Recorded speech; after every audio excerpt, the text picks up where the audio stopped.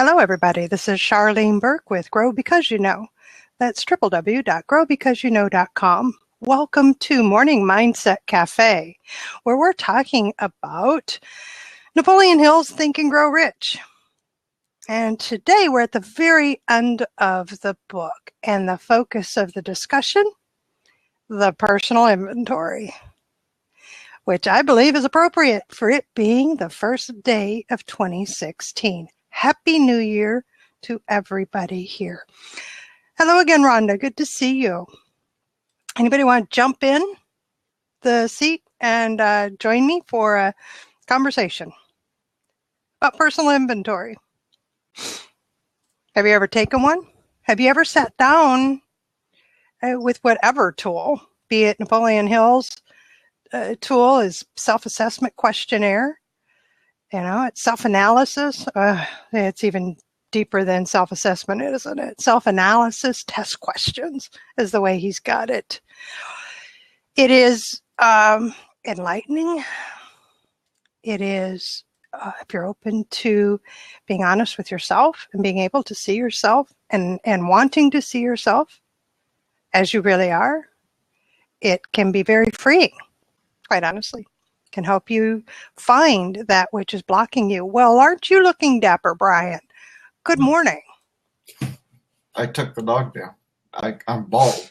It's cold outside. I gotta keep the head warm. Just say thank you. You wear a hat well. You're looking dapper. This has always been a sore spot with me, these self-assessment things. Because they don't grade right. They don't. I was told by a psychologist once that you tested as mentally insane. Well, that's when somebody else is giving you a test for a specific reason, to label you or to put you in a box or figure out what's wrong instead of what's right. And of course, I shouldn't have said that on recording, but yeah, that's too late now. So I don't care. But what about personal assessment, though, where you sit with yourself and check out how you're doing? Yeah, it's hard to do that when you're in a situation like I'm in, because I rely on results. That's what marketers do. And when you have results that are not to your expectations because of, and you can put anything after the of, that makes self-assessment real hard. If you're in the worst place you can be in that time, self-assessment becomes difficult because you're in the now and not in the future or the past. You're here. Correct. Well, that's the whole point. And who are you as you sit here right now? What attributes and behavior do you identify in yourself that is stopping you from going where you want to go or being who you want to be? That's the purpose of self-analysis in terms of personal development. I agree, but you can too easily beat yourself up in that situation. You can. Some can, and those that tend that way would benefit from doing it with a good friend. Yeah. Or a trusted advisor or mentor. And I do. I beat myself up relentlessly. I've got the bruises to prove it. Yeah, well, so what that tells me is that you're caught in a cycle that you need an outsider to break you out of. One of the reasons I love the local retreat center that I have available to me, 15 minutes from my house, beautiful retreat center, run by the Franciscan Brothers. And I can go there at any time, actually, and walk the halls of the open public space. And if I run into a brother, we can sit and chat. Or I can make an appointment with one of them and tell them, I'm going to be doing a personal inventory, and I need guidance. I need to make sure that I'm asking myself the right questions when I identify a gap or something I want to improve on. And then the whole point is that upon identification, to make a decision of what to do with it, to get out of that cycle. Because I've been where you are, where it's a constant cycling. And it's like I'm in this endless loop of trying to change something, and I think I'm trying to change it, but nothing's happening, and don't get results, or the outcomes aren't what I had anticipated or hoped for, and what have you. But having the outsider help me to determine what the how-to was is what I needed. I found that helpful for me. Yeah. So we just need to plop your little butt over in front of one of my brothers here in southern India. Not happening. I wish Fenton was still alive. Fenton he would crack you up, and then suddenly you'd get the insight and say, "Oh, good Lord!" And he'd just laugh and say, "Yep," because he'd say, "Look at me," and he'd say, "Yeah, I've been there. I get it." But he had a way about him that. Again, he's not everybody's cup of tea, just as any person isn't, but he was very good for me. And now we have, for me right now over there is a fellow by the name of Ambrose. His chief job at the retreat center is to do the funerals of the community. That's his purpose at the retreat center. He's called on by the people in the neighboring communities, towns within the county, to conduct their funerals because he's so good at it. And he is fantastic to do an inventory with. His perspective is fantastic. Good morning, Nick. And KK, that's what I'm going to call you, dear, because that's what I see as the KK Harris Show. Welcome. Good to have you here.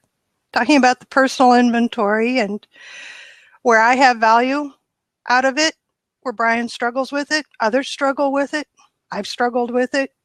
Other times it was an eagerness to sit down and to review and to see where am I right now. And actually, that's kind of the way I'm approaching it for this year. I'll be taking a weekend retreat to literally just focus on this so that I can see where am I now, how far have I come, where can I go? And it won't be just me. I will have other people there.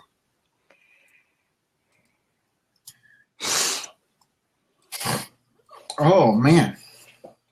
It's cold here. Well, yeah, you're up in the mountains, right? Up there in Colorado. Not really in the mountains. We're in a valley, but it's not much of a valley at 6,000 feet. So, right, yeah, it's not the kind of valley I'm in, trust me. And I don't know, oh gosh, I don't know the elevation here.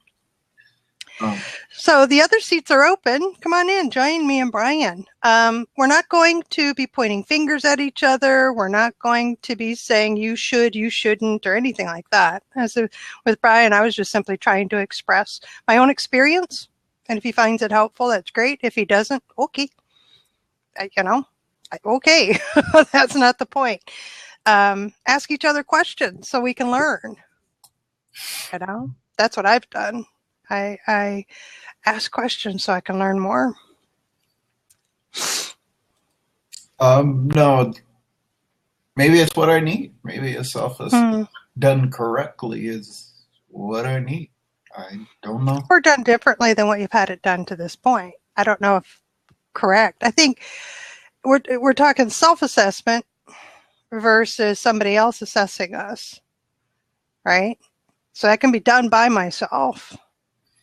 And then I can invite somebody else in to help. And really what they're doing, what Fenton did and what Ambrose can do is they are the sounding board, because some things are really easy for me to identify as problems. So for instance, in case nobody knows what we're talking about when it comes to self-analysis questionnaire out of Napoleon Hill's book, is for instance, you can take these questions, get in a quiet spot. This is basically the way I do it. Get in a quiet spot, answer those I'm able to answer right away. Yes, no. If it requires a little more, I'll put it in there. And then the others might require more thought. And then I take it with me to, well, it used to be Fenton, now it's Ambrose. So for instance, do you complain often of feeling bad? And if so, what's the cause? If you find yourself, almost whining is for me. To me, it sounds like a whine. I say, I just feel bad. I just feel, I can get into a whiny mode quick. Well, I like to get other people's thoughts and opinions about me. I like to hear what they have to say most of the time. And when it gets uncomfortable is really when I need to listen. Because, good point. Because then, can win. I mean, I'm open to that. If I'm screwing up, sometimes I am. I take it, I weigh it against reason.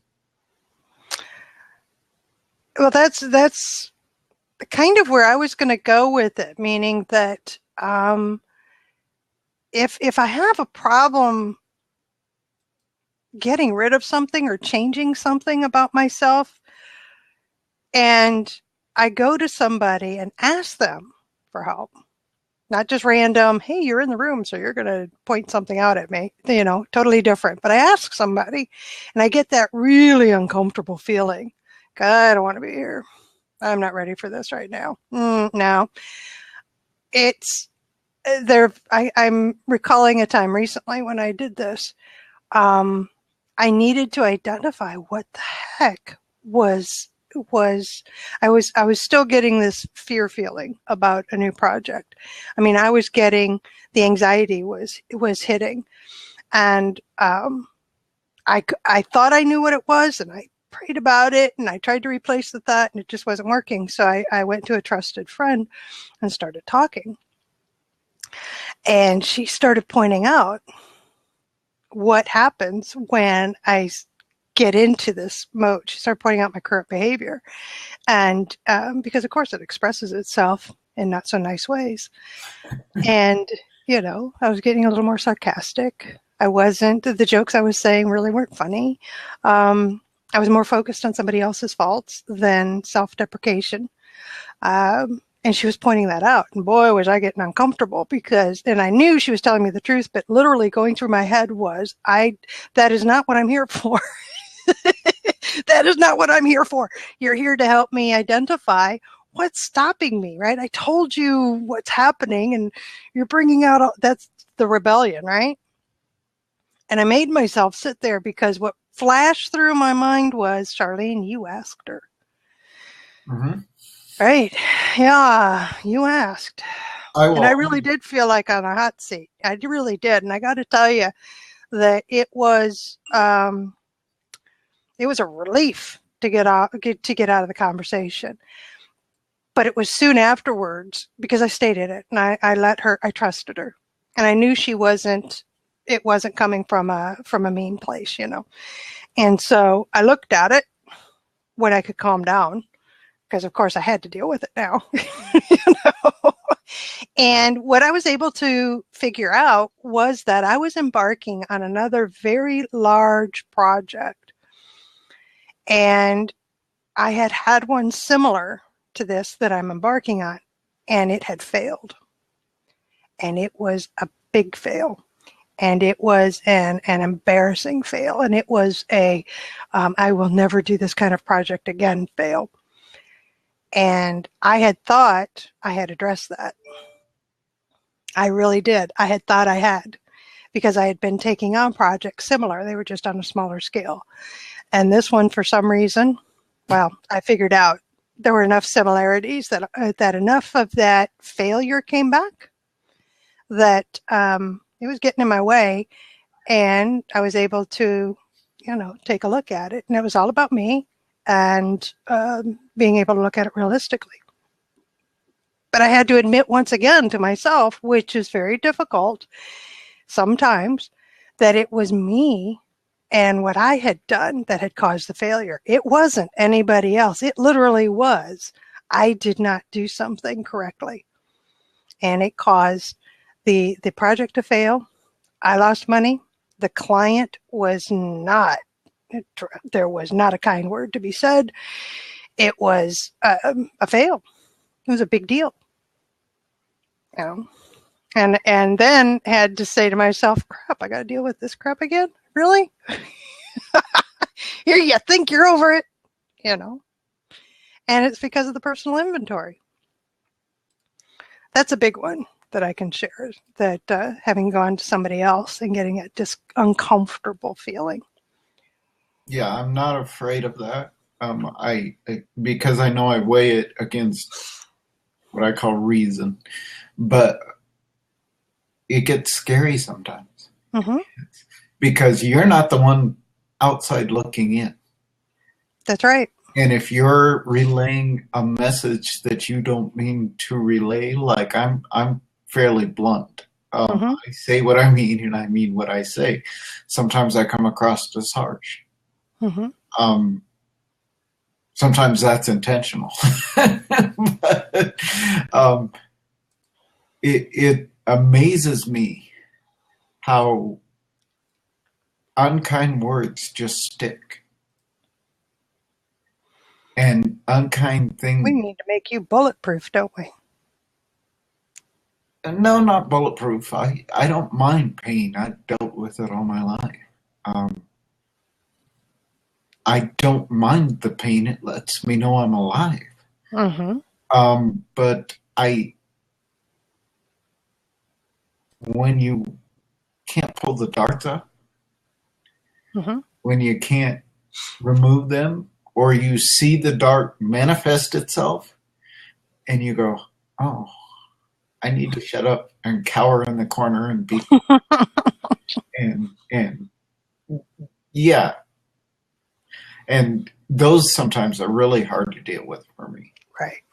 Especially dealing with the past or hereditary or any of those natures. You're Mm-hmm. failure because, and then fill in the blank. Yep. Self-created. Yeah, it is. It is. No, I agree with that.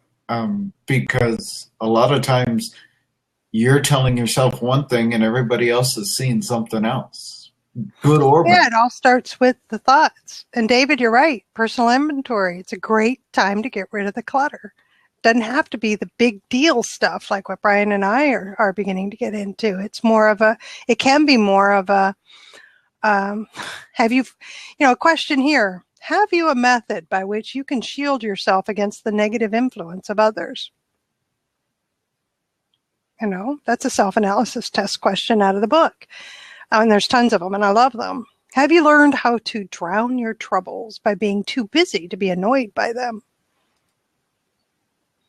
See, it's neither good nor bad. It's an acknowledgement of who am I right now? And how am I doing things? Question, do you resort to liquor, narcotics, or cigarettes to quiet your nerves? No. If so, why do you not try willpower instead? Again, you answer those questions and get, a real good look at where you are right now and get the year started off with a plan of action. Hi, Cindy. Good morning. Happy New Year, everybody. Happy New Year to you, my friend. Good to see you. Yes, I got up out of bed early, especially for you. I'm so pleased. Thank you so much. Thank you. Say Happy New Year. And to continue on the conversation here, you have to look at it as not something to beat yourself up with, but something to be honest with yourself and set some goals for what things you want to change for the year, what where do you need improvement? Where have you been doing great? It's Exactly. pat yourself on the back at the same time as saying, okay, this is an area of, I definitely need to work on that, and then make those as goals. And, I think what you were talking about earlier, Brian, was, getting feedback from other people is kind of dangerous in some ways, unless you have, like Charlene was saying, is a very close, trusted friend that is going to be honest, because people have their own slants on life and whatever. And this is not meant to be that. This is meant to be taking an honest look at yourself, quietly with yourself, and to help yourself be positive and move forward. So I don't find that necessarily asking other people or wanting other people's input. Now, if you're talking about a project and different things, but this is a real personal assessment. So it's a little bit different thing, I think. I don't think and I heard what you said. I was answering that. I don't think we come into this world damaged where we need improvement. I think the damage happens on the way. Your car doesn't get damaged by rocks or anything until you drive it. And we come into this world perfect, and then life happens. I think. And then we learn how to respond to it, and it's the things that we learn how to respond can become detrimental to where we want to go with our lives and how we want to be. Or it's just life. It doesn't even necessarily have to be a response, i.e.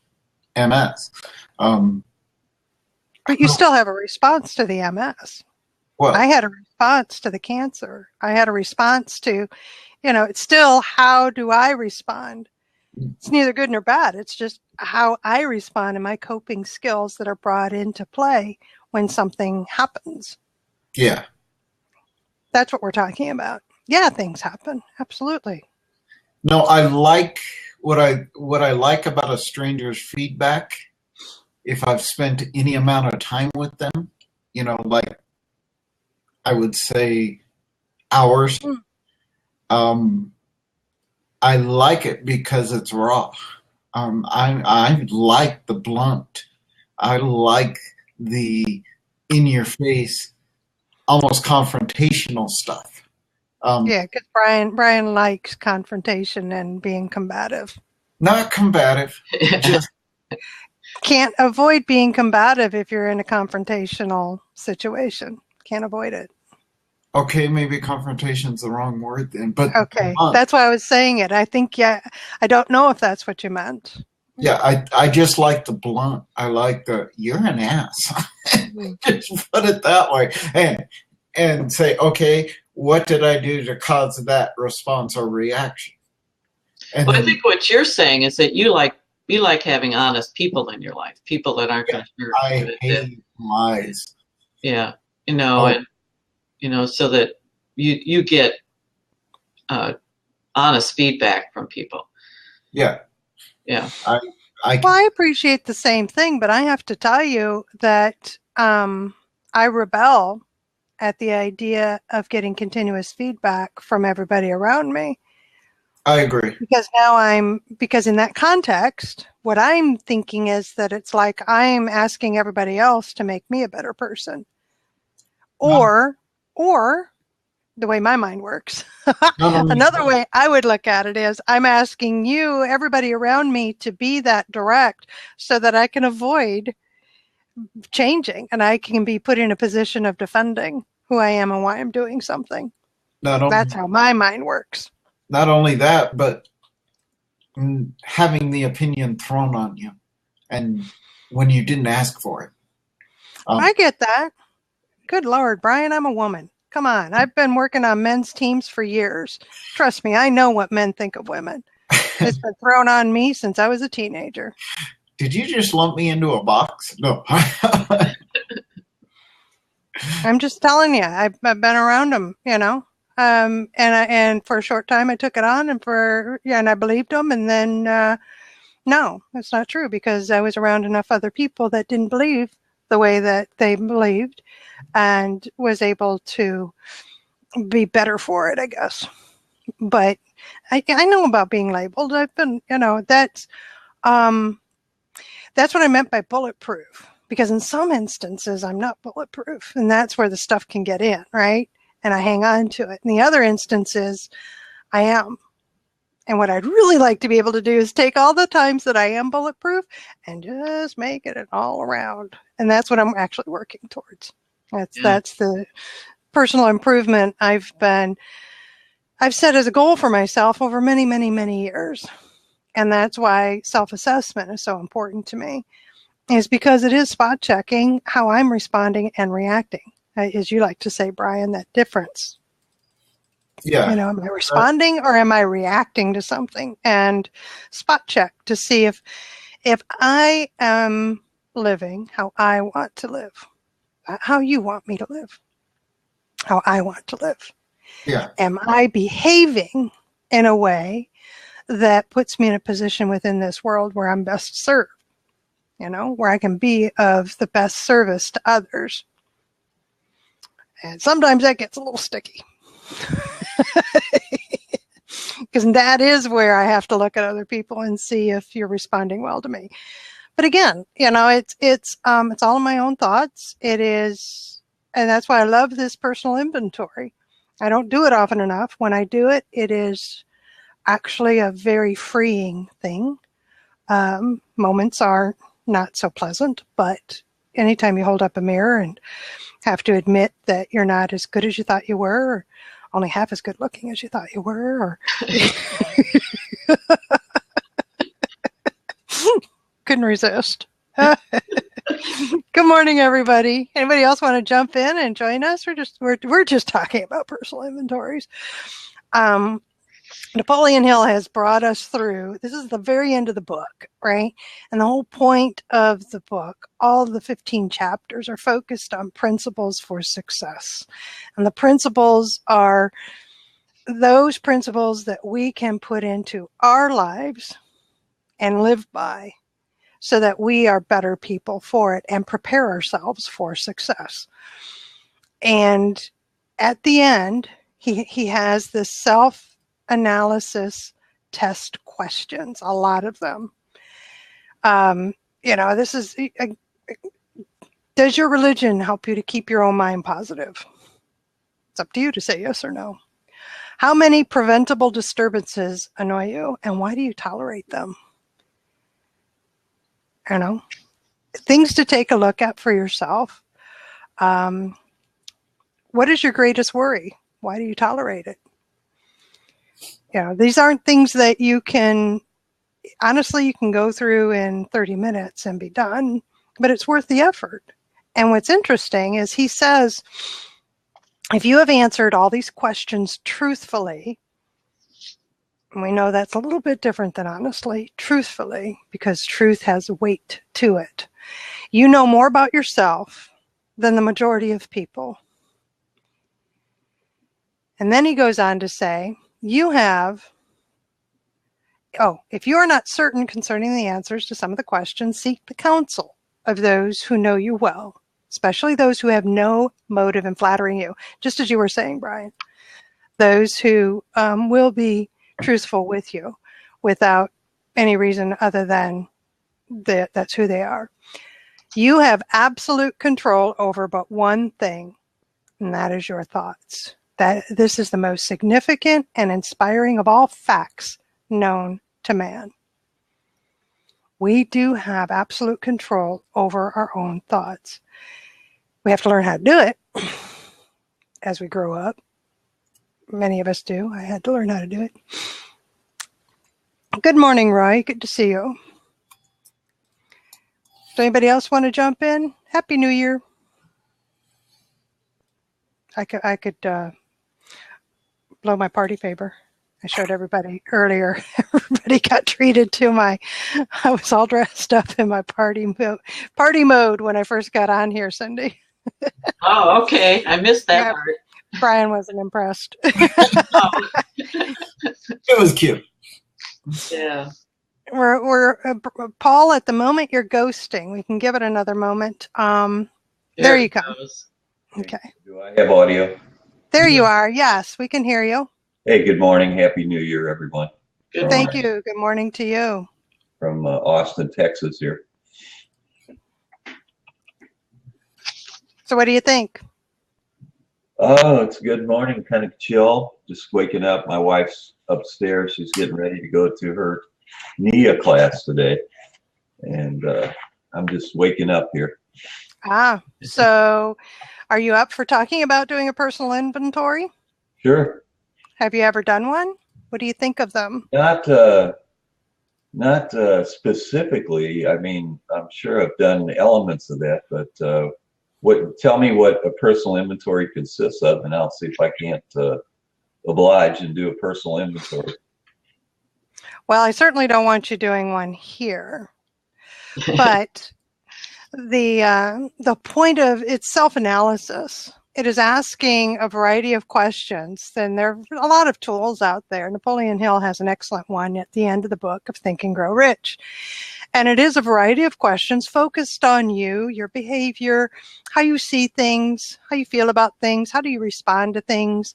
And it's questions to ask yourself so that you can see, are you where you want to be? Do you have the mindset prepared for success? Are you in control of your own thoughts? Have you learned how to apply these principles? And really, that's what these questions relate to, are the principles that have been taught through the book. And it's I guess you could look at it if you've been, going through the exercises to apply these principles in your life. You could look at this as a spot check. And how am I doing with those principles? So, one of a question, to which do you devote most of your time? Thinking of success or a failure?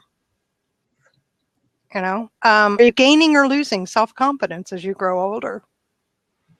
Well, I'm certainly growing older, and I like to think I would like to be successful. So I guess that's a really good thing to focus on, is thinking of success that will bring success. It's one of the principles of the book. Yeah. So have you done a personal inventory? Had that experience? I have not. Having done it myself numerous times over the years, I am an advocate. And as evidenced by this imperfect human being sitting here now, it is not meant to turn you inside out and make you completely different and absolutely perfect and be right every single time in everything that you do. But I'm ever growing, ever progressing forward. This is one of those times where I'm able to take a look at where I am now and see the change over the year, over the months, over the day, however long it's been since the previous inventory. And literally to be able to see the difference in myself over the years. And I value my friendships and my husband, because those are the people, Brian, that I have that are honest with me, that assure me that I'm better than what I thought I was. And then they also love me enough to say, you're not as good as you think you are. So the whole point is personal development. And it looks like from where he goes after the list of questions, that one of the goals that he has for us with the assessment is to be able to deal with the negative comments and negative minds around us as far as, being successful. Because then he's talking about, all these people with negative thoughts that were trying to stop people who were later successful. And so it's trying to help us build resilience. And like you were talking about, your armor against negative people, and to understand yourself better so that you're better equipped to deal with life in general and the negative comments and And because when you're working on becoming a successful business person, you're going to run into a lot of naysayers. Oh, you can't do that, or that's not realistic, or so you have to be able to counteract that, or be able to stop it at some point so that it all doesn't just get absorbed. Right. Which is a very important skill. And like you were talking, Charlene, it's something I have developed over the years as well, because I know I used to just take it all in and then somebody said to envision, the armor or the shield, because why let it all in? You need to take what people are saying and make a judgment on it. Consider it. Is it right? Is it helpful? Is it not helpful? Do I need to consider it, and move forward? I think that might be where you were talking, Brian. You were talking earlier about apply reason to it. Yeah, I like the example of a firewall. A firewall will still let the data through, and I'm talking tech, but that's where I'm at. It'll let the data through, but it filters out all the other stuff. It stops all the other stuff from happening. And so when you have that firewall on there, it'll still let the information through, and you can decipher the information, i.e. taking it in, reading it, and deciding what you're going to do, if you're going to delete it as spam or you're going to keep it as knowledge. So I like the example of a firewall more than a shield, just because it gives you both sides. It gives you the information and it filters out the garbage. Right. Yeah. So there's a virus attached to it. If it's all negative, you can just delete. But no, I agree with you. No matter how you put it, it's taking and receiving information, and whether or not you apply the information is up to you. Right. That's true. And the other thing is, and what I've been typing out a little bit here, sorry about that. I was listening. Good stuff. I was. And I like the firewall analogy, because that's what we're training our minds for. We're training our minds to let that which is helpful in, and to keep that which is not helpful out. Mm-hmm. Right. And what Napoleon Hill has told us is that mind control is the result of self-discipline and habit. And we learned that in those principles we've been studying over the past weeks and months. And then I'm going to put this up, because the habit that works is to keep busy with a definite purpose backed by a definite plan. That's how we're able to keep our focus, and part of the bulletproofing, because we've outlined the plan to get to our definite purpose. And there's two things that I know of that come to mind, and that I believe in when I read about the self-analysis test questions and keeping busy with the definite purpose backed by a definite plan. One is that the self-analysis will keep me on the plan and remind me of my definite purpose, that I can get my own way, and so it can help me point out where I might be getting in my own way. But what I really like about what Napoleon Hill's saying at the end is that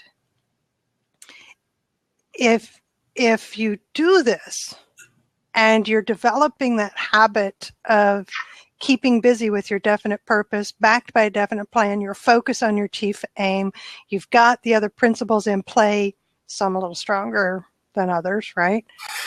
Most days, we all know that. They're not equally put into play. Oh gosh, I wish they were. That'd be so nice. They get rid of, it's amazing how few excuses and alibis make their way into my speech. Yep. Yeah. And he says here, the 57 famous alibis by Old Man If. I love how he has them laid out. If only, if I didn't have a husband, if only I had enough pull or influence, if only I had good health, if I had the time, if times were better, if I had more money, if I had less money to worry about, if I weren't so fat, if I weren't so skinny, if I didn't have so many worries, if I just married the right person, if I'd spent more time on that one project and didn't leave it so soon, if a frog had wings, exactly, the if trap, and how easy can we get into it? That's part of what that self-analysis is all about. Am I doing that to myself? Sometimes I do. And, it's not so uncomfortable. It's more of a, whew, thank goodness. Oh, let's get rid of that. And let's get focused again. And for me, sometimes, like Brian had said earlier, sometimes it is uncomfortable because I am upstairs, up here. I really don't want to be like that. And all of a sudden I have to have that mirror that says, really, please. If it is uncomfortable, there's a reason. Mm-hmm. And if there's a reason, you have to decide to accept it or run with it or fix it or throw it out. You have 3 options. Well, wait a minute. Can you have a 4th option? Sure. I've acknowledged it. I'm just going to ignore it for now. Well, that would be the run with it. Oh, okay. Sorry. I was thinking. We're saying the same thing, it's different terminology. I was hearing you say when you run with it that I found it and I found an answer to get rid of it. Okay. Yeah. That was incorporated in the fix it. Okay.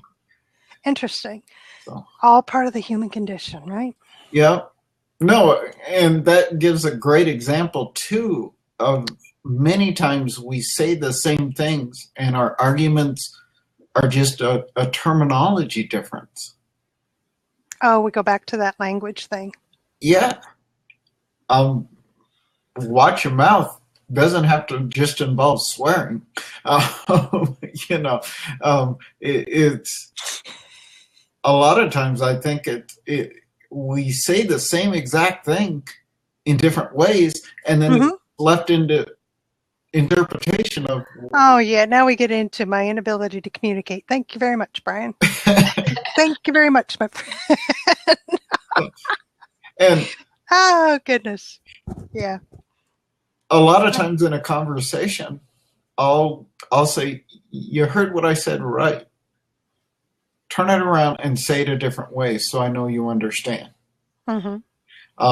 I've done that several times. And a lot of times I've had to correct their understanding of what I said because we, especially in the English language, we're so definition diverse.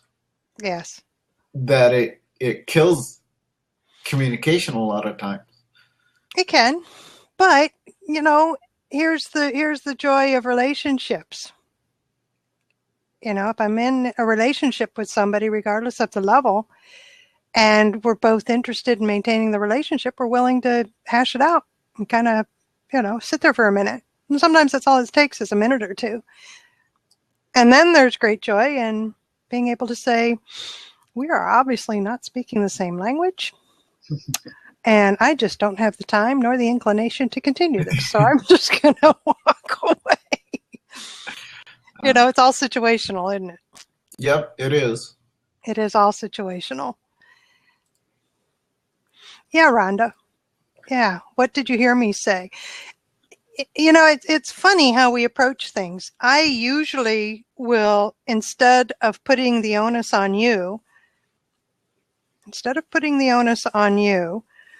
to try to describe what I just said. Sometimes your response is enough for me to understand that you didn't get it, and I'll come back. Yeah. I often will say, because of the people that I'm speaking with, that I care about what you just told me, I'll often say, I think this is what I heard you say. Yeah. Or let me see if I heard you correctly. Or active listening, repeating back what they just said just to make sure you understand. Yeah, I do that because sometimes I'm not sure of my own translation abilities. Yep. And if I'm not certain, then you Bounce know, out do for that. just a minute. Okay. Bye. Then I'll do that so that so I can learn and continue the relationship, you know, and continue the conversation. And it really truly is situational. Sometimes it's just not that important, so we just move on. Other times it is. Good morning, Roy. Happy New Year to you. Happy New Year, Charlene. Happy New Year, Cindy. Happy New Year, everyone. Here. How are you this morning? Oh, I'm refreshed, actually. And I needed that.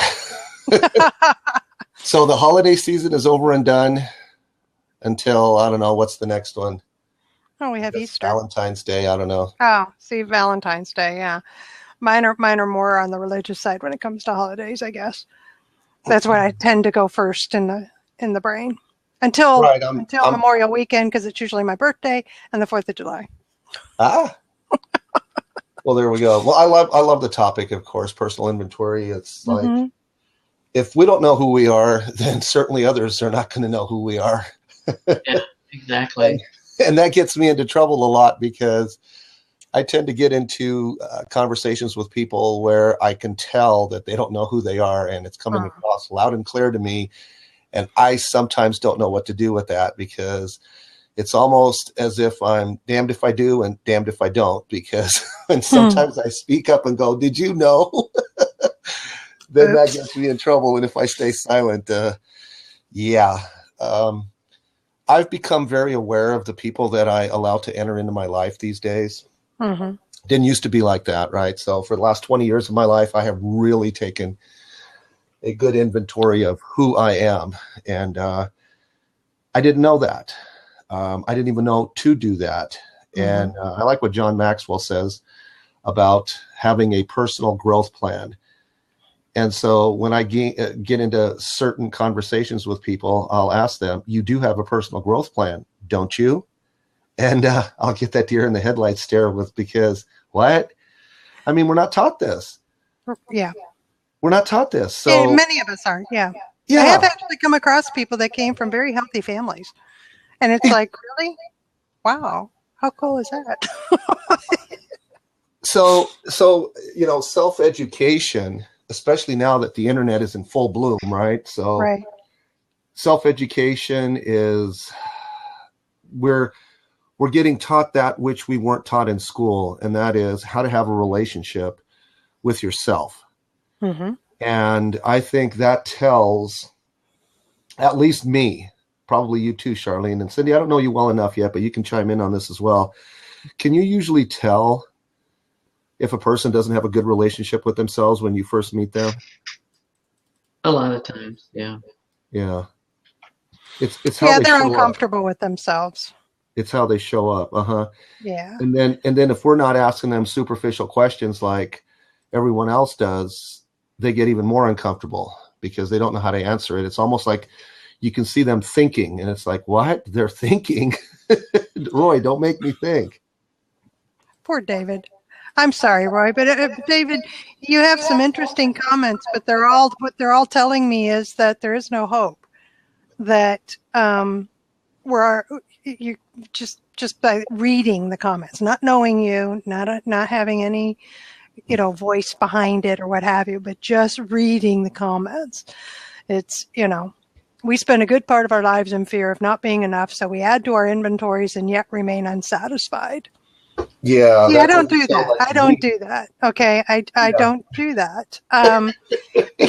No, that's a great point. I haven't for a very, very long time. I just came out of a not a year, but a tough time, and had been thrown into survival mode again, and was able over these past months to really pull myself out and be forward thinking again and back to where I want to be. And a lot of it has to do with the principles that we've been talking about these past months out of Think and Grow Rich. These are principles that a lot of them I had already been living in my life. Inventory, I take an inventory every year. Different questions, than what Napoleon Hill puts in the book. But I've changed my mind and starting bringing those questions in because I like them. I do spot checks. You know, I walk away from a conversation or a business matter or a project and say, how did I do on that? You know, how did I act through the day? Am I being the person I want to be? Where did I, you know, where do I have to go back and say to somebody else, man, I really screwed up. I didn't like the way I responded in that situation. You know, keeping my side of the street clean kind of thing. So I'm not a part of your we, that's all. Yeah, that's interesting. I'm not a part of your we. And Yeah, I don't think either. that it's a requirement. I think it happens. And I think some people might fit that. And one of the answers is the principles that have been revealed and taught in Think and Grow Rich. That's definitely an answer to that. Yeah, and the whole idea of the inventory is for something positive. Yeah. So you want to, you know, find areas where you're doing well, and then find areas where you need improvement and work on it. So, you know, if you're talking about or you remain unsatisfied, well, then that means you're not taking the next step. At least that's what it says to me. And again, we're just taking it from the comments you've left. Is that jump in, David. Yeah. So it's if you're remaining unsatisfied, then you're not taking the next step, and that is, okay, if this is where I'm unsatisfied, how do I become satisfied? What do I need to do to make that happen? And then you have to work on it. I mean, that's the whole idea behind the inventory. So. Well, and actually, sometimes I think that in some instances, just the acknowledgement, the realization is enough. Mm-hmm. There doesn't have to be there's not a lot of work involved. It's like, oh crap, really? Pfft, I know better. Yeah. Being aware is the first step in, you know, any movement forward. So. But you were saying, Cindy, that some of this is to reveal the positives. So here's a question. Has today added anything of value to your stock of knowledge or state of mind? Nice. I love it. Yes. You know, and I can say yes, even though the day's just beginning. Well, for me, it started quite a few hours ago, but but just being here has added value to my stock of knowledge and my state of mind. Yeah, I've already taken. You know, so there's that positive we can bring forward. Yeah, Roy's saying, you know, you should have your personal growth plan. I've switched over to my 2016 goals and added that line, personal growth plan. I mean, I work on personal growth, but I haven't ever thought of it as a plan. Yeah, it needs to be a plan. All right. So, I mean, that's an awesome idea. So I just added it to my list. Absolutely. And speaking of that, so I don't know David either, but I can tell by his language, just off of that last comment, that it's, and David, this is not a criticism. This is just me reporting the news as I see it. Like I said, I'd love for you to jump in and let's unpack that. But whenever an individual says we and doesn't include or explain or unpack who the we is, then I always include myself, which of course it doesn't fit me. And so the title that Charlene put up is personal inventory, not we inventory. And so if we do the individual / collective, I mean, I get that. So does that make sense? So that already is very telling of David. David is coming out. I'm not going to analyze David. I don't know him well enough to analyze him, Roy. Well, it's almost as if David is saying, like, well, we all do this, so therefore I am off the hook. Yeah. What I am getting. So it would have been better if David said I instead of we. Look how that would have read. You know, maybe David, would that be painful to say I? That's going too deep, Roy. Too deep? Yeah, you're going too deep, my friend, which I knew you would because that's how you work. Too deep. Yeah. I'm taking, you know, I don't know.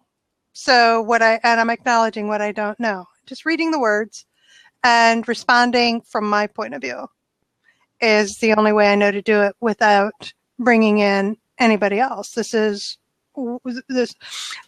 Did you all not know this is all about me? I mean, really. Just as each one of you should be saying to yourselves, I'm here because it is all about me. You know, I mean, we're all on our own journeys of improvement. And what you guys, oh my goodness, what everybody has shared with me to this point is just tremendous, including what David's sharing. It makes me think, and I think out loud with you. And I say, no, it doesn't apply to me. Exactly. That's the first thing I said. So if David would have said, I live in fear, that's much more powerful and it's much more telling. And then maybe there's more action that needs to come from that than just saying we all live. Yeah, but that's on David. Exactly. Roy, get out of David's shit. Okay, come back over here, buddy. Yeah, David, why don't you jump in? I mean, I'd love to unpack that, unless, of course, you don't want to, and that's cool too, because I just thought that, I think it made great fodder for me, quite honestly, in my mind. Like he's saying, dissatisfaction always accompanies satisfaction. It vacillates.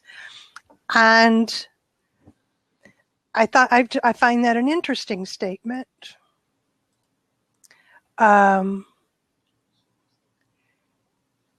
That I don't know that it always, I guess it has to, doesn't it? I have to be dissatisfied in order to be satisfied when something's accomplished or something's changed. So yeah, that's, give me food for thought. Hey, anytime you can get me thinking, I'm a happy gal. I learned something. Well, and things are going to vacillate, but you're hoping that, you're going to come up and not as down as far as you were, and that it's a constant, up and down, but that the overall angle is up, that you're making progress, because you can't stay 100% positive all the time. You can't stay, if you're learning. I can't. So can I. I can't, but but it doesn't mean it comes out positive. I'm still positive, but maybe there's a slip of the tongue. I am positive really bad things are happening right now.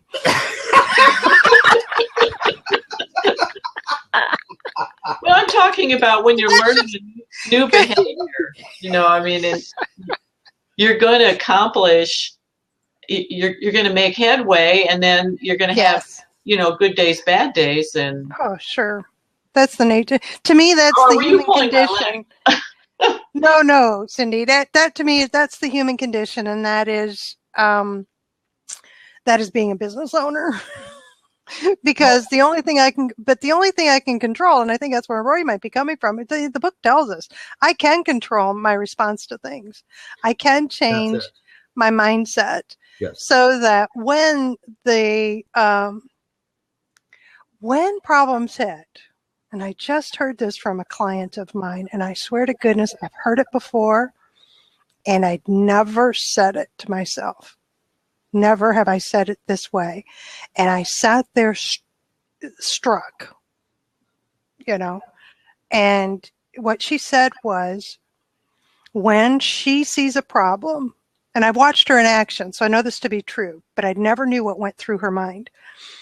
When she's presented with a problem, whether it's personal, it's physical, it's emotional, it's spiritual, it's with a client, it is with the house. I mean, she was saying this as the pipes had broken underneath the house the other night. She said, what a nice problem to have. And I sat there, and I tell you, I was struck, because she was very sincere, and she wasn't being sanctimonious or trying to be a teacher of anything or trying to help anybody. She really was just sharing that she had been presented with a question, and this is how her response. And it's because her perspective is such that I have a house with pipes. Yeah. Mm-hmm. So what a nice problem to have. Yeah. And it struck me that it's just something I've never thought. I've thought of problems in a variety of ways, and I've risen to challenges and had the mindset of being able to get through and all kinds of things. But the way she said it just struck me, and I have a feeling that's going to be something I'm going to be saying a lot this year. Because it brought, when I said it out loud to myself, I realized it really does bring with it a level of perspective that I wasn't bringing into some of the things that I'm tackling. So wanted to share that with you. it's bringing a level of gratitude into it. Exactly. Because if he's grateful, Cindy, you're going to bring Ralph in here. You're going to call him in here, aren't you? Ralph, is he even on today or this morning? I don't know. We can call him in. Ralph, my friend, is the gratitude man, and oh, he's a doll. He's adorable. He's wonderful, and that's exactly right. That's well, exactly what Cindy right. just said reminded me of what I was just going to say as well. So Cindy and I are on the same page. It's all about gratitude, because whenever we're talking about gratitude, one of the biggest things that I'm grateful for is indoor plumbing. Mm-hmm. I always say that. So we need pipes for that. So that's the first thing I thought of was, good perspective, because how many people don't have indoor plumbing, and how bad would my life be if I didn't have indoor plumbing and some of the things we take for granted. So I'm grateful for the little things. And the other thing is, for me, when it comes to her, she had experienced a horrifying physical accident and when she was 15. And it completely, very similar to Ralph's experience when he was in his 50s with his car accident. And he came out of that. She came out of it with the perspective of everything beyond this is nothing. Mm-hmm. And so what that statement, I think, does for her, because that's been a part of, she's in her 40s. So I have a feeling that question or a statement she makes about what a nice problem to have puts her back to, it really has been worse, because that's what it did for me. You know, I mean, and I was with her when I was empathizing with her about the broken pipes, and a big deal, because I've had a house flooded with raw sewage. Ooh. You know, I mean, and what a nice problem to have, that my house just needs to be cleaned. When Hubby and I were homeless for 7 months, we didn't have a house. So perspective, right? It just immediately put me there. That's how much it struck me. What a nice problem to have. And again, it's response versus reaction, I think. Yeah. And that's one thing I'm taking forward with me this year. Because that's something I learned a few years ago myself, is that reacting is always negative and responding is always positive. And I've attempted to share that with several people, and more people than not don't get it and don't want to get it and say, well, it's the same thing, Roy. Look here, look what Merriam-Webster says. But I always know it's not. Well, I always refer back to the doctor. Doctor says, hey, take this, in 2 weeks, come back, and we'll test you to see if there's a reaction or a response. And when the doctor comes in with the test results and says there's a reaction, you immediately know this ain't good. And when he says we have a response, you're going, relief, right? Right. I love it. Anybody want to jump into the seat? Be good to have you here. Love the comment, David. When we, when I understand the mechanics of the mind, I can better observe how it controls. Yes, and that's something that's taught through Think and Grow Rich, is the understanding of how the mind works, and how we respond to other people, and how we can look at ourselves and be better, and how other people did it, and examples of how it looks. You know, I've always believed that gratitude is a verb. So what I like is that when that statement of what a nice problem to have puts me in a feeling of gratitude, which therefore I'm expecting I'll be expressing in my behavior when I have that thought. That's why I like it. So I'm glad you put that out there, that yes, gratitude is a huge thing. It is. You can't be sad, or not necessarily sad, but any negative emotion. When there's gratitude in your heart, it's almost impossible to have a negative thought or feeling. Well, that's just it. Sometimes the feelings get the better of us. So this is why I say gratitude is a verb. If I can act in a grateful manner, it can affect my thoughts, which affect my feelings. So I can act my way into feeling grateful. And sometimes I can say something like that. What a nice problem to have. Sometimes the thought changes the feeling, which changes the action. And then other times it's the caught in the emotion of an experience that changes the thought, that the action. So, act my way into right thinking. Yeah, I believe I've done it. I've done it. I've acted my way into changing the way I think about things. And let me explain that. That's doing something in spite of. Yes. I'm going to do this in spite of the fear that tells me I shouldn't, because I know it's going to improve me or improve my work. I'm going to get on stage in spite of the anxiety that I feel about doing it. I'm going to conduct this workshop in spite of the negative response I'm getting from some people. I'm going to do this in spite of myself, right? And by doing that, I'm able to change my thinking. To quote Zig Ziglar, in order to feel enthusiastic, simply act enthusiastic. And that's the key. Yes. And Abe Lincoln says the happiness quote, everyone makes up their own mind on just how happy they're going to be. It's an act. I love that. Yeah. It's like what we were talking about yesterday is if you, if we're laughing, the laughing yoga and all that, the laughing, it changes your chemistry and your mental state. Your posture. If you want to feel strong, well then, stand like Wonder Woman or $1 Million Man or whatever, or Superman. That's what I was trying to think. I'm aging myself. Hey, we're about the same age. Don't worry about it. Yeah. But so, if you act the part, it helps you get mentally into the part. It's hard to, you can't feel sad and laugh at the same time. And it's also better than faking it to make it, because I always like to say instead, act as if. Act as if you're already That's really what it means. Instead of faking it before you are successful. So it's a mindset. It's always a mindset. Always starts in the mind. Always starts with a thought. You can't have an action without a thought. There is no thought, there is no action. So people say, that just sums it all up, Roy. You got it. Some people say, I didn't think. Yeah, you did. You just didn't think long enough.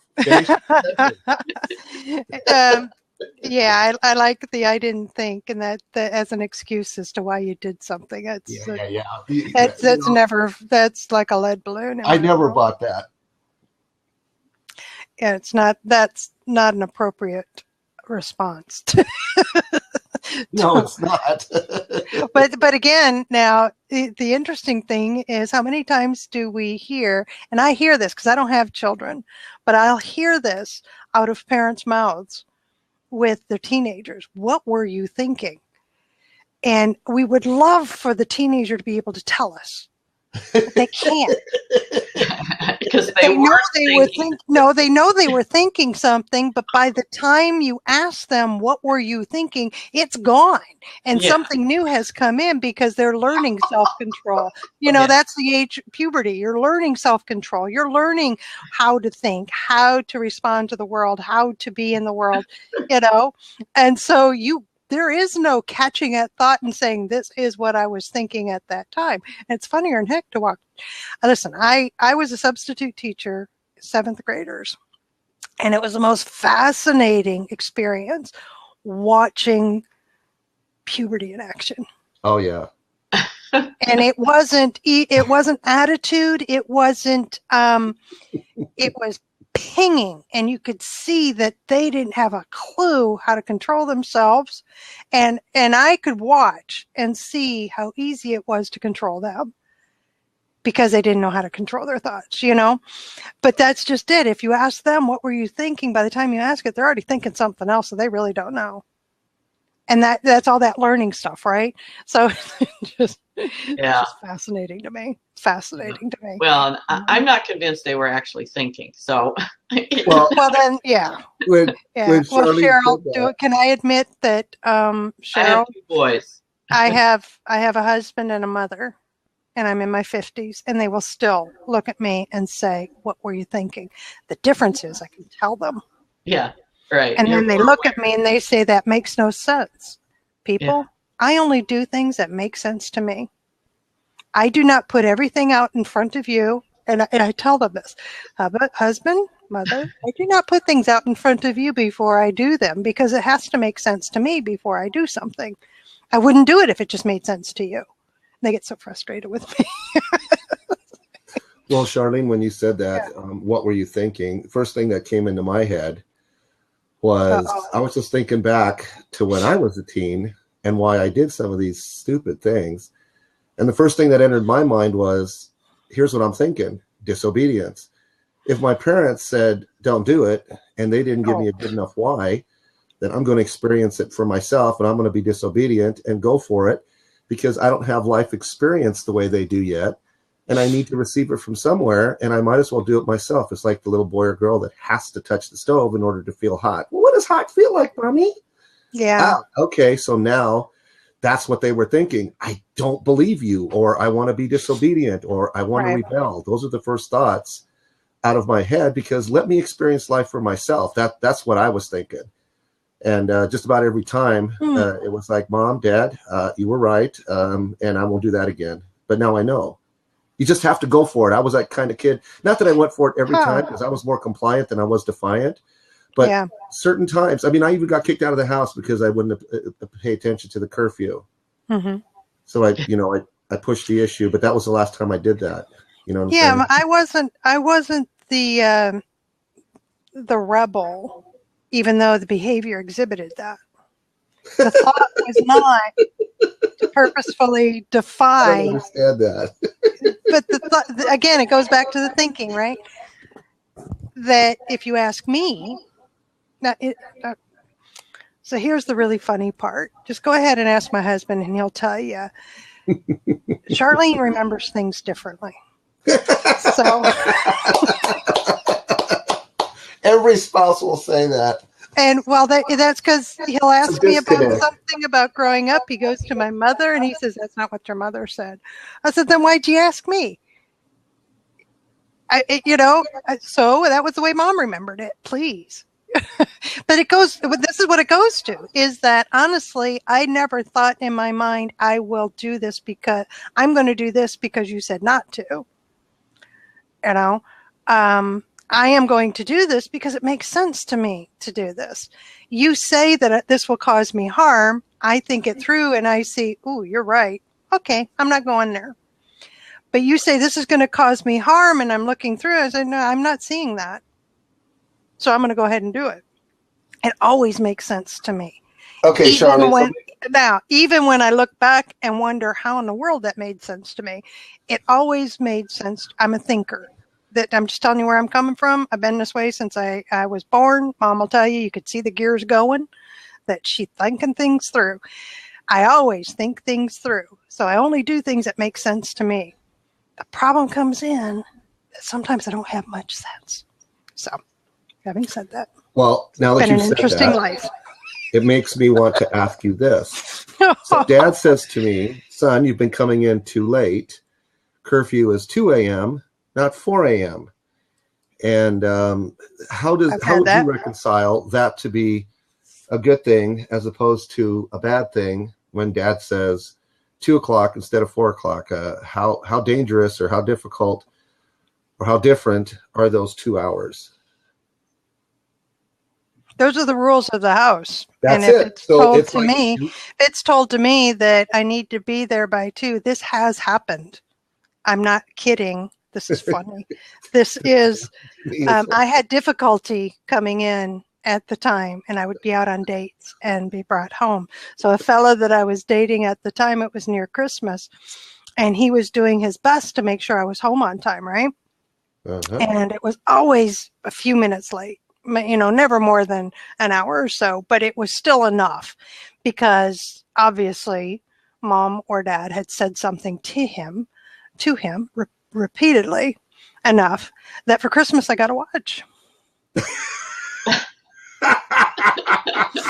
No more excuses. Mm-hmm. And he made sure the watch worked. So he knew that he was trying to help me as well, that all the times that I was told I was supposed to be someplace, now there's no excuses, get the watch. That's funny. That's great. So how do we take all that into today? How do we take that into our adults? We're supposed to be adults, supposed to be able to have sense now, supposed to. That's always fun because I meet other people. And it's like, there's just nothing there. And I met other people and said, boy, I don't have that sense. I'm, very, very different on how we see the world. So I'm bringing all of that into today right now in front of you. Roy, you're bringing everything today in front of us. Cindy, the same thing. David, who's been expressing some interesting statements out there. And a fellow who calls himself Fancy Dog Wings, has been saying some interesting things, right? And Cheryl has been putting out some great stuff. So that's everything I'm bringing to today. All those experiences, the decisions I've made, everything of who I am right now. You're going to love this, Roy. That's why the personal inventory is so important. See, I can bring it back. The personal inventory, the questions we ask ourselves, whatever workbook you're using, whatever tool you're using for the questions to ask yourself, that's the point. Is for me to point out those things. Did I really learn something? And am I putting it to use? Are there areas I'm just doing lip service to? Are there areas that, oh my gosh, I have accomplished this. It's happened. It's really happened, I've actually grown through this. I made the change. Yay, celebration time. And we all know how Charlene celebrates. Woohoo. So that's as excited as I get. But I do it. Okay. So that's the purpose of the personal inventory. All that stuff we're talking about is the life that I've had. All the good, the bad, the ugly, the horrifying, the wonderful, all that of just life is what has brought me to right now. And I want to continue to grow and be better as I move forward. It doesn't mean that what I have now is bad. I just want to be better. And that personal inventory is what allows me to do that. Thoughts welcomed. Well, I'm do tired you of do that by talking. yourself Sorry in a about vacuum? that. Or do you need other persons? And I'll quote Desmond Tutu before anyone answers. He says, a person is a person through other persons. Mm-hmm. It's the other people that mirror for me. Right? Well, for me personally, when I find the right people that enter my life, I want to be a better person for them, but for me, for them. Yeah. Jack Nicholson in the movie This Is As Good As It Gets, right, with Helen Hunt. Love that love that scene in the restaurant where he gives her a compliment and she's asking him, well, how's that a compliment? Well, you make me want to be a better person. So if there's another person in your life, just one, that makes you want to be a better person, that's enough. Oh, I like it. Deep. That for me is my husband. Yeah, usually it's our spouses or a close family member. But oftentimes secondary, tertiary would be some really great friends that get us, that can translate us. We talked about that the other day, Charlene. There's a lot of people in my life that don't get me, but then there's 2 or 3 of them that can translate me. So that's tough for me to do. I just don't have that mindset. This is how I show up. I don't know if that's supposed to be or not, but I can't wrap my mind around being and thinking like they do, because they just think differently than I do. They just come to conclusions differently than I do. That's all. That's interesting what you were talking about, because, you know, I want to be a better person for my boys, so I can be a better parent to my boys, Awesome. a better guide to them, and you know, give them as best a start in life as I can. And you know, I've had to do a lot of growth and make a lot of changes there, because, you know, well, when you have children, that's just a whole another area of growth to begin with, from the very beginning. So, but yeah, that's an interesting way of looking at it, Roy. And they should know that you want to be a better person because of them and for them, Cindy. Yeah. It would be nice for them to know that, you know, that mom. Wait, I love it when we have one-on-one talks, and it's really down to, you know, the important stuff about, I don't know what, you know, at the moment, you know, their self-esteem and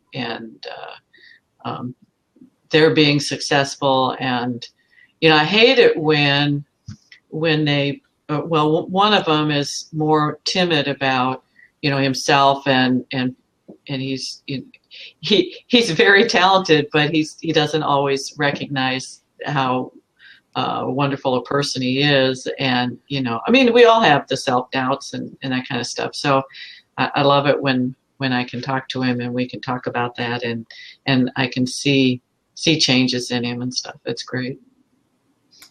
Well, as parents or as friends, when we open ourselves up, right? My definition for intimacy that I heard was the best ever, into me see. When we do that as parents to our kids, and we allow them to see our vulnerabilities and become really, really intimate with us, they end up cutting us some slack when we set boundaries and rules for them. And the same thing with friendships and spouses. The more you know about the other person, the more intimate you are with them, the more slack they cut you. At least that's my perspective. Have you found that too, you guys? Yeah, I try to be as open as I can about, I'm not perfect. You know, I'm doing the best job that I can to be a good wife, to be a good mother. And when I fail at it, I apologize. I mean, you know, if I have a bad day and get hysterical about something, you know, then it's like, oh, wow, you know, I just went off the deep end. I'm sorry. You know, I'm obviously having a stress day. You know, we just got to be honest about it, and so that they see that that's real life. Cindy, I got a one-liner for you. Do the best you can, and when you know better, do better. Mm-hmm. Yeah. It's a great line. Awesome. All right. So listen, we're into an hour and a half of the recording. Oh. So I'm going to stop the recording. I let it go on, honestly, past the top of the hour, which is normally what I don't do. But it's because it is the first of the year. It's 2016, of fantastic information for those that are looking to be better people in 2016, right? So I kept the recording going for you, the viewer, who has stuck with us this long. So let me close the recording out, keep the room open. I want to thank everybody who's joined me in the live stream. Brian, Roy, Cindy, been a pleasure to have you with us here. What was the gentleman's name? There was one other gentleman that he was with me this morning, and he's new to Blab. My apologies. It was good to have you on here. Good to have those conversations happening in the comment section. Great thought-provoking and interesting ways to view things. Terry, thank you. Thank you, Stan. Thank you, Terry, for being in the live stream with us. And for those watching the replay, thanks for hanging in this long. So this is Charlene Burke with Grow Because You Know. That's www.growbecauseyouKnow.com. Let's move forward with today on purpose, with purpose, to grow our hearts, grow our minds, and grow our businesses. Until next time, have a great day.